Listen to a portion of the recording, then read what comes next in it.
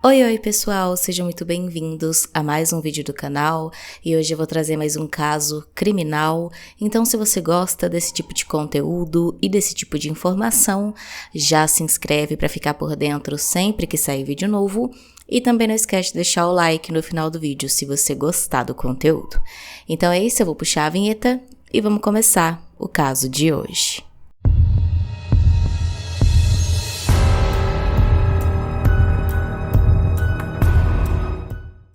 Nona Belomsov tinha 18 anos na época do caso e vivia em Sydney, na Austrália, com os seus pais. Ela foi descrita como uma jovem muito amorosa e muito carinhosa. Ela era bastante tímida e por isso passava a maior parte do seu tempo em casa. Ela não era de sair muito e nem tinha muitos amigos. Na verdade, a Nona gostava mesmo era de estar em meio aos animais. Ela amava muito os animais, qualquer um deles, e isso levou ela a cursar a faculdade de medicina veterinária. E o sonho dela era concluir logo essa faculdade para ela conseguir começar a trabalhar nessa área, ajudando os animais de todos os tipos. Em fevereiro de 2010, a Nona recebeu uma solicitação de amizade no Facebook de um rapaz chamado Jason Green. Ela não conhecia ele pessoalmente, mas mesmo assim ela aceitou a solicitação, o que não é incomum. Várias pessoas fazem isso, aceitam aí solicitações de amizade de pessoas que não conhecem, então começam a conversar e se tornam amigos. E assim aconteceu com ela. Ela aceitou essa solicitação de amizade do Jason Green, ele logo mandou uma mensagem para ela e eles começaram a conversar e a se aproximar. Conforme eles conversavam, ela foi descobrindo que o Jason tinha aparentemente os mesmos gostos que ela. Ele era um rapaz de 20 anos que parecia muito divertido, muito educado e além disso, ele também disse para Nona que amava muito os animais, assim como ela, e que inclusive trabalhava em uma empresa local especializada em resgate de animais selvagens. A Nona conhecia essa empresa, é uma empresa bastante conhecida lá na região chamada Wires, que eles fazem realmente esse trabalho de resgatar animais selvagens que estejam machucados ou em alguma situação de risco. Então eles levam, tratam esses animais e depois cuidam também de todo o processo para devolver esses animais para os seus habitats naturais. Então a Nona já conhecia essa empresa, tinha uma grande admiração e muita vontade de trabalhar lá. E o Jason, sabendo disso, disse para ela que na verdade a empresa estava precisando contratar mais uma pessoa para ajudar nesses cuidados com os animais e se ela não teria interesse nessa vaga. A Nona, é claro, aceitou, isso era um grande desejo dela, ela ficou muito animada com tudo isso. E então o Jason disse para ela que como ela nunca tinha trabalhado com nada disso antes, ela precisaria participar de um treinamento com ele que duraria aí cerca de 5 dias, onde ela iria aprender todos esses cuidados, o dia a dia de quem trabalha com esse tipo de animal, para assim no final do treinamento ele poder avaliar se ela estava apta ou não e finalmente ela ser de fato contratada. A Nona estava muito animada, então é claro, ela concordou com tudo isso que o Jason disse e realmente fazia algum sentido tudo o que ele estava dizendo para ela, porque ela nunca mesmo tinha trabalhado nessa área e precisaria de um treinamento. Sendo assim, então, eles combinaram que esse treinamento iria começar no dia 5 de maio de 2010. Eles combinaram de se encontrar em uma mata afastada ali perto de uma dessas reservas e então a Nona foi até lá no horário combinado. Ela e o Jason se encontraram, se conheceram pessoalmente e ali começaram uma série de treinamentos que durou do dia 5 até o dia 10 de maio. Tudo estava tranquilo nos treinamentos, a Nona nunca tinha falado nada de incomum ali para os seus pais, ela sempre chegava em casa e contava como tinha sido o seu dia de treinamento, porém no último dia, no dia 10 de maio, uma coisa bastante estranha aconteceu. A Nona chegou em casa depois do treinamento e contou para os pais que naquele dia o Jason tinha ministrado ali um treinamento de autodefesa. Ele disse para ela que ela precisava aprender a se defender sozinha em alguma situação perigosa, porque o trabalho dela iria exigir que ela ficasse sozinha em lugares afastados, em lugares perigosos, e então ela deveria aprender a se defender de algum ataque, algum sequestrador, algo do tipo. E sendo assim, enquanto ele estava fazendo esse treinamento, ele amarrou as mãos da Nona atrás, ali nas costas dela, também a vendou e a jogou no chão. Ele então começou a pressioná-la, dizendo para ela que ela deveria conseguir se soltar e perguntando para ela o que ela faria se ela estivesse realmente vivendo uma situação daquela. A Nona, é claro, não sabia o que fazer porque ele simplesmente a amarrou daquele jeito e ficou ali pressionando ela para ela se livrar das amarras, mas sem ter ensinado nada para ela antes. Então ela foi entrando em desespero e começou a chorar. O Jason então percebeu que ela estava desesperada, a desamarrou, tirou a venda, pediu desculpas e perguntou a ela se ela queria que ele levasse ela ao hospital. Ela então se acalmou e disse que não precisava, então eles encerraram ali o treinamento e ela foi para casa. Ela no início tinha achado muito estranha toda essa ação aí do Jason, esse modo como ele se comportou, mas depois que ele desamarrou ela e se ofereceu para levá-la ao hospital, ela imaginou que estava tudo bem, que ele não tinha tido nenhuma intenção de machucá-la ou de assustá-la, que aquele era o treinamento mesmo, que só tinha dado errado ali alguma coisa e que valia a pena ela continuar, indo atrás para conseguir aquela vaga de emprego e não desistir só porque um dia de treinamento tinha saído errado. Os pais da Nona, é claro, não gostaram nem um pouco dessa história, eles não estavam querendo mais que ela continuasse com aquele processo seletivo ali, digamos, mas ela estava muito empolgada, ela queria muito o emprego e só faltava mais um pouco, então ela conseguiu convencer os pais de deixarem ela continuar.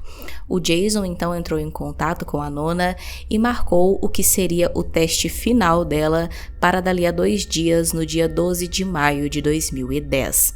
Naquele dia ele disse que seria o treinamento final, onde ficaria decidido se ela conseguiria ou não o emprego, e eles fariam então um treinamento noturno, onde eles iriam acampar na mata. Ele disse que não seria só os dois, que teriam outros funcionários, outras pessoas que estavam ali concorrendo a vagas e outros recrutadores, e então ela poderia ficar tranquila porque seria uma experiência muito boa. Ela mesma achando estranho, afinal de contas, como eu disse, ela era muito caseira, não era de sair assim ainda mais à noite para passar a noite fora, mas mesmo assim ela aceitou para conseguir o emprego e foi. A Nona arrumou todas as suas coisas, se despediu dos pais e foi para esse acampamento com o Jason, e ela deveria voltar no dia seguinte, porém isso não aconteceu. Com o passar das horas, os seus pais começaram a estranhar a demora dela em voltar para casa, começaram a tentar contato pelo telefone, mas não conseguiram, e então eles resolveram entrar em contato com a própria empresa, a Wires, onde a Nona estaria fazendo ali o processo seletivo, para uma vaga, e perguntaram a eles pelo telefone o que tinha acontecido, se o treinamento tinha se estendido, algo do tipo. Porém, o funcionário que atendeu eles disse que eles não estavam realizando nenhum treinamento, que não estavam com nenhuma vaga em aberto, nenhum processo seletivo, nada do tipo, e que também não tinham nenhum funcionário chamado Jason Green. Os pais da Nona, é claro, entraram em desespero e logo acionaram a polícia. Logo de cara, a polícia descobriu que o nome Jason Green era um nome falso, eles não conseguiram encontrar por ninguém buscando esse nome ali no banco de dados deles, e então eles resolveram checar ali as últimas movimentações bancárias da Nona, se alguém tinha usado o cartão de crédito dela, e eles viram que na noite em que ela teria ido para aquele suposto acampamento, teve sim uma movimentação na conta bancária dela, onde foi realizado um saque de $170, que era praticamente toda a quantia que tinha ali na conta dela. Através das imagens das câmeras de segurança do caixa onde o saque foi feito, os policiais puderam ver que era um homem extremamente parecido com as fotos que o tal Jason Green usava em seu Facebook. Com todas essas informações, a polícia conseguiu então rastrear o homem, encontrar o endereço dele e também a sua verdadeira identidade. Christopher Denovin tinha 20 anos e era a verdadeira identidade de Jason Green. Ele não trabalhava na Wires e tinha várias passagens na polícia por agressão, ataques de raiva e ameaçar pessoas, especialmente mulheres, pelas ruas usando uma faca. Ele tinha sido inclusive condenado por uma dessas ações em novembro de 2008, quando ele atacou uma garota de 16 anos que passava sozinha em uma rua afastada. Ele teria levado a menina para o meio do matagal e lá a ameaçou de morte com uma faca. Porém, outras pessoas se aproximaram e então o Christopher se assustou, fugiu do local e a menina foi salva. Posteriormente, ele foi identificado pelos policiais e preso, e então foi condenado a 2 anos de prisão. E ele tinha saído em liberdade condicional apenas 8 dias antes de entrar em contato com a nona pelo Facebook pela primeira vez. Em 14 de maio, um dia depois dos pais da nona registrarem o desaparecimento dela, o Christopher foi então encontrado e preso na casa dele, e na delegacia, em seu interrogatório, ele disse que não tinha visto a nona no dia 12, que eles tinham marcado de se encontrar, mas que ela não tinha aparecido e que ele tinha ficado o dia inteiro em casa sozinho. Porém, a polícia, claro, confrontou ele com aquelas imagens do banco que mostravam que ele saiu sim de casa naquela noite e que foi até o banco sacar o dinheiro da conta da nona. Então ele mudou a sua versão dos fatos. Ele admitiu que tinha sim se encontrado com a nona, disse que ela estava morta, mas que ele não sabia o que tinha acontecido. Ele disse que naquele dia os dois se encontraram em uma região de mata afastada, como era de costume, e eles estavam sentados conversando às margens de um riacho, quando de repente ele teve um apagão.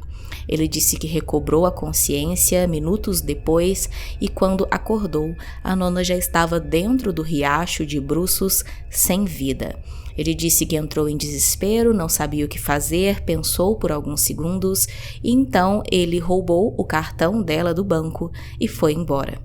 Ele disse que roubou o cartão porque ele não tinha dinheiro para pegar o trem para ir embora e, além disso, contou que descobriu a senha do cartão dela porque ela mesma disse para ele, dizendo que era a data do seu aniversário. Ele levou a polícia até o local do crime e lá eles encontraram realmente a nona ainda no mesmo lugar. Ela estava dentro do riacho, de bruços, completamente vestida, não tinha nenhum sinal de abuso sexual, a causa da morte tinha sido afogamento, porém ela tinha um grave trauma na cabeça. O Christopher, é claro, foi preso preventivamente para aguardar o seu julgamento e enquanto estava preso, ele confessou para um colega de cela que ele não sabia, mas que na verdade era um policial disfarçado que já estava ali para tentar colher informações dele. Então ele confessou para esse homem que na verdade ele tinha tirado a vida da nona e que ele se lembrava sim muito bem de tudo que tinha acontecido. Ele disse que os dois estavam lá na beira desse riacho e então eles começaram a discutir.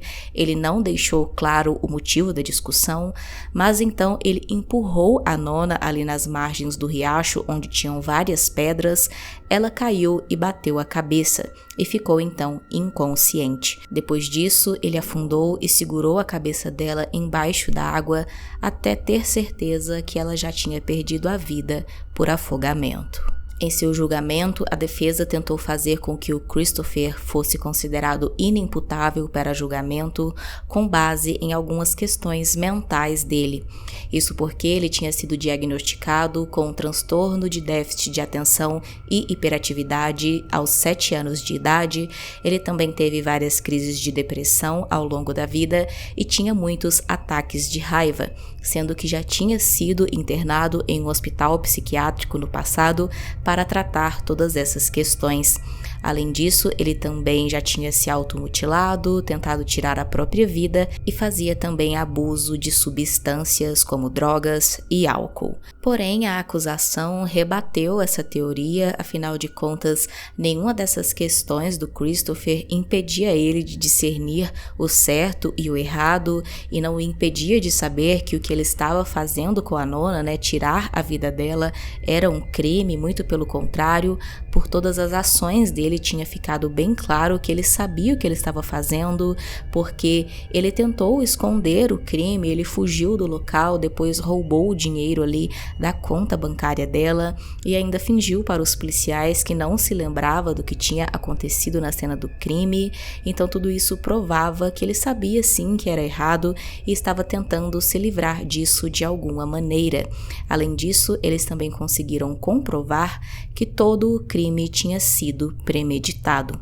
Eles descobriram que dias antes de entrar em contato com a Nona no Facebook pela primeira vez, o Christopher tinha stalkeado ali todas as redes sociais dela, procurando saber, as coisas que ela gostava e não gostava, para poder já ter o que conversar com ela quando entrasse em contato e dessa forma conseguir se aproximar dela mais rapidamente. Além disso, ele também fingiu que trabalhava em uma empresa, que ele sabia que tinha tudo a ver com o que ela queria para a vida dela, que era trabalhar ajudando os animais. Então ele criou toda uma história ali, toda uma rede de mentiras para atrair a Nona e conseguir a confiança dela o mais rápido possível, fazendo assim com que ela aceitasse ir sozinha com ele para um lugar afastado, onde ele poderia atacá-la, tirar a sua vida e não teria ninguém por perto para ajudá-la. Foi concluído que o Christopher armou tudo isso só porque ele tinha o desejo de tirar a vida de uma mulher, assim como ele já tinha tentado antes, no passado, quando ele ameaçou aquelas mulheres com a faca, incluindo a garota de 16 anos, que ele acabou até mesmo sendo condenado por isso. Sendo assim, o Jason foi então considerado culpado por homicídio em primeiro grau contra a Nona e foi sentenciado a 27 anos de prisão, com direito à liberdade condicional após 21 anos de prisão. Além disso, ele também deverá ter 7 anos de liberdade condicional assistida depois que voltar a ficar livre. Deixe aqui nos comentários a sua opinião sobre esse caso, se você já conhecia e se não se achou interessante conhecer. Também deixe aqui usando a hashtag sugestão um caso que você acha que seria interessante eu trazer para o canal. Se inscreve se não for inscrito, deixa o like e é isso. Até o próximo vídeo.